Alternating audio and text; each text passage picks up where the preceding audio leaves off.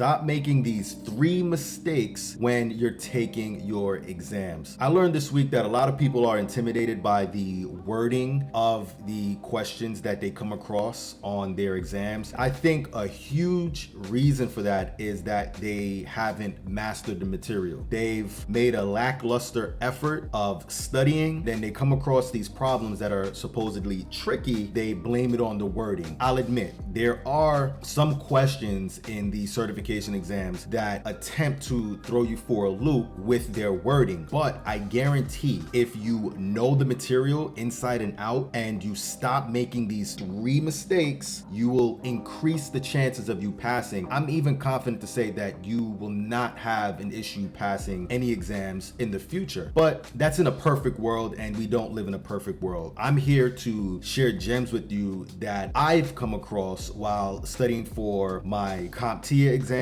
and my CCNA exams. So the first thing I want to mention is that you need to stop getting tripped up by red herrings. Now, what is a red herring? A red herring is an answer in the choices of the questions that's intended to mislead you, intended to throw you off of the scent of the solution. These red herrings come disguised as if they are the actual answers when they are the opposite of the solution completely. It might be close, but there goes that tricky wording in that solution that makes you think that, oh, this is actually it. I think that, again, if you study the material enough, that you'll be able to catch these little nuances and the details of the answers that are devices to throw you off. Red herring. Also, I want to make it a point that if you are rushing through the exam, the red herrings have an increased probability of throwing you off the scent, making you get the wrong answer. Make sure that you know the material like the back of your hand. I'm going to keep emphasizing this throughout the video because I know for a fact that many of you are not taking the time to sit down and study the material, the ins and outs, because these are some of the same mistakes that I make. Sometimes I might have some topics that I'm not really too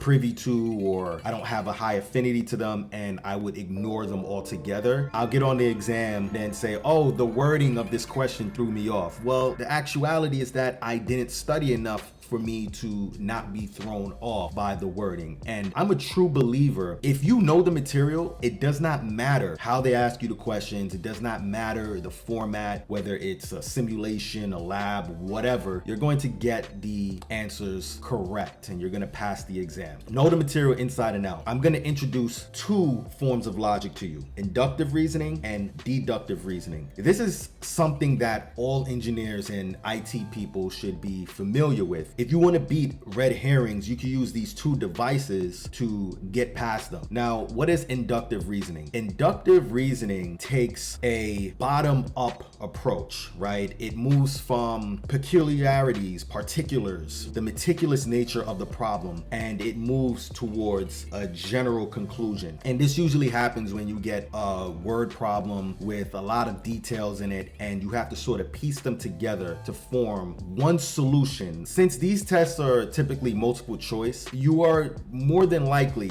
it's going to be obvious what the answer is if you use the inductive reasoning to find your answer, right? So inductive reasoning is bottom up. You're taking a lot of the pieces of the puzzle and you're putting them together, and you might be missing a piece to that puzzle, but you have to sort of fashion the missing piece, or you have to kind of do a little bit of work to find what the general conclusion is and then sort of fit it into that puzzle to get that answer, if you will. Deductive reasoning is a top to bottom approach. You're getting a lot of pieces to the puzzle once again, but there might be multiple conclusions, which we see in questions that have multiple answers to the question. If you move from a top to bottom type of deductive reasoning approach, what you're essentially doing is you are understanding how these pieces come together to create different contexts in which solutions may be applied. Now, these are two devices. These are just two simple devices that you can use. There's many more that you can use. This is all predicated on, again, understanding the material and not taking the material for granted. A lot of people like to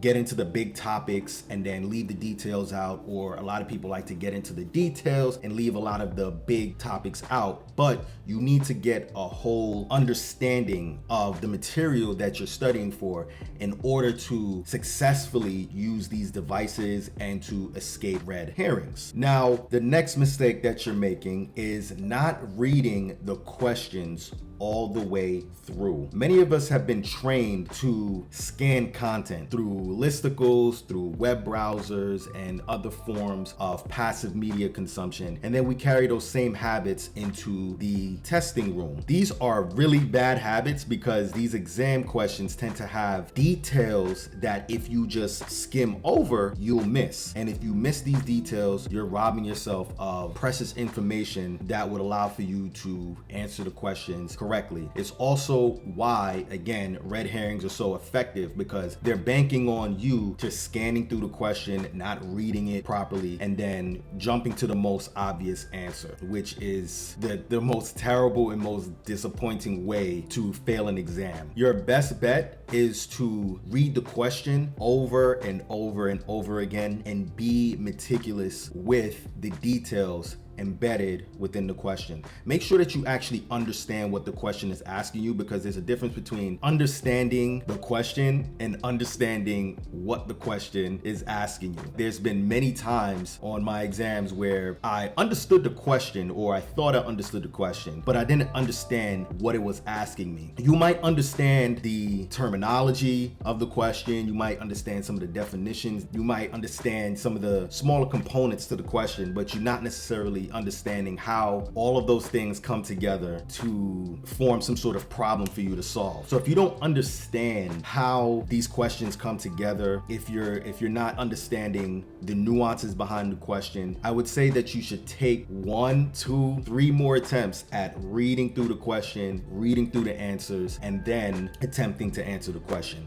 Again, you'll have no issue with this if you make sure that you study your materials inside and out. Also, a great way to beat red herrings and to avoid the susceptibility of scanning through the questions, not understanding them correctly, is to read the questions meticulously, get all of the details and all of the nuances behind the question, and before you even look at the answers, kind of imagine what the answer would be.